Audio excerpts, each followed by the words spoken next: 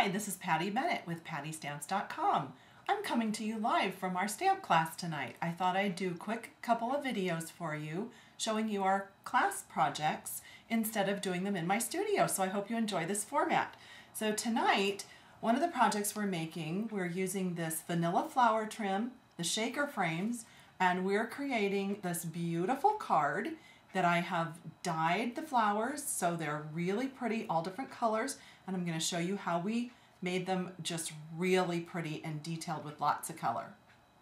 Alrighty, so this is our first project and it features the new vanilla ribbon flowers, and this is in the spring catalog, and you get about 100 flowers in the package. So if you should need to do a wedding or a shower or something, you need to know how many are in there. That's just FYI. And it also makes a really cute girl's headband to put these on a headband. So they come in vanilla, but you'll notice that in our project they are colored. So what I did was I took 2 packages and I cut it up into about 15 or 16 inch lengths. And I made cups of water, actually bowls, like a Cool Whip bowl, it's about the right size. Filled it with water and then put re-inker in it to dye them.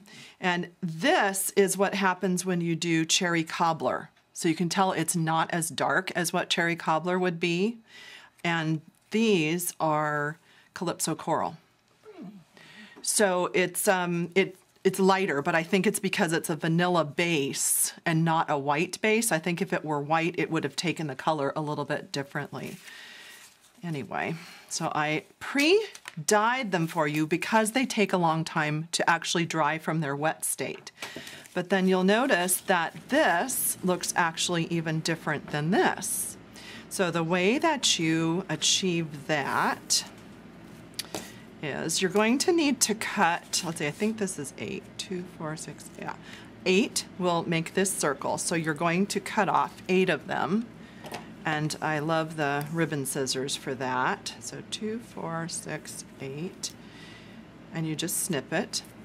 And then what you'll want to notice is that on here, they are all looped together on one side with this continuous ribbon. And the other side, there's netting. I snipped that netting out of there because I didn't want that to be on my wreath.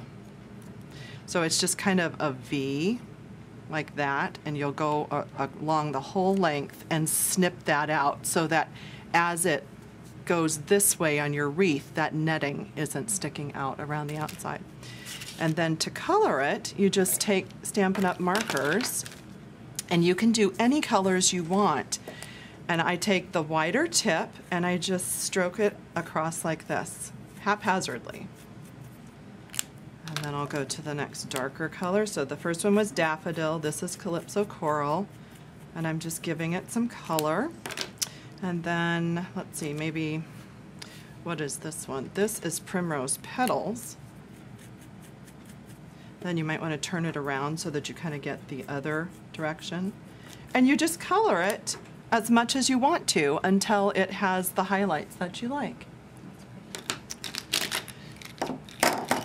And then to actually do your wreath, I have cut this out of, hang on, let me cheat, out of the Floral Frames framelits and vanilla paper. And then, yahoo, finally a use for the shaker frames. I was delighted when I found this somewhere on the internet. I can't remember where I saw it. But you can use either the larger or the second to the largest circle to make your wreath. Both of them will work. I think if you start getting smaller, it's going to be a little bit too little. So use either the largest or the second largest. And you just peel it off the page. Just need one. So now it's sticky on that underside. And you place it down. And then you're going to peel this off and place your flowers on and just stick them down. And the good thing is that they'll peel back up if you don't quite get one exactly where you want it, or you get to the end and you want to stretch it just a little bit to meet, or you want to squish them, you can peel this back up. Before I stuck this down though, let me show you one extra step I did. I used the shimmer paint, and this is the Champagne Mist, and I sponged with it. So I used one of our empty containers from Brad's or Buttons or Dahlia's or whatever. I'm not sure what exactly was in that. And this way you can close it back up and it stays wet. So if you're just using a lid of something, this will dry out and you have to start over from scratch, but it's wet. And so I used it to sponge, and then I kind of sponged off a little bit in that lid, and I sponged the edge of this. And it gave it a nice little shimmery touch. You know, usually we think about sponging with color, but that just gave it a little bit of a shimmer. And then I also just rubbed it on my flowers. And of course you can make the mixture with the Stampin' Spritzer and the alcohol and this, but I thought, this way I'm not spraying all over, and it just really does about the same thing. And then the background of the card is textured. Oh shoot, I just forgot the name of this folder. The name of it will appear on your screen there magically, because I can't remember. And that's just a nice background for your flower and your wreath. And then the final touch was the bow. And for this, I used my handy dandy bow maker that my dear husband made for me. And I used the vanilla seam binding. And I'll just remind you of how easy it is to use this.